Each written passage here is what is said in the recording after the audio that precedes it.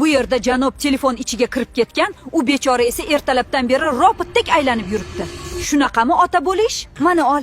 1 soat bo'lsa ham shu telefonni qo'yib, bolangga qaragin. Ertalabdan beri u bechoraga hatto cho'milishga ham vaqt topilmadi. Kelin, sen bor, bemalol issiq suvda cho'milib kel. Yarim soatdan oldin chiqma. Ona, qarang, bu yig'layapti, tinmayapti. Aniq och qolgandir, keliningizni chaqiring. Jim, har yig'lash ochlik degani emas. Uni qo'lingga olib aylantirib yur. Hozir u cho'milishga kirdi. Agar eshikni taqillatib xotin tez chiq desang, shu telefoningni kir yuvish mashinasida yuvib tashlayman. Ishdan charchab keldim deb o'ylaysanmi? U esa kun bo'yi sipa qilgani yo'q.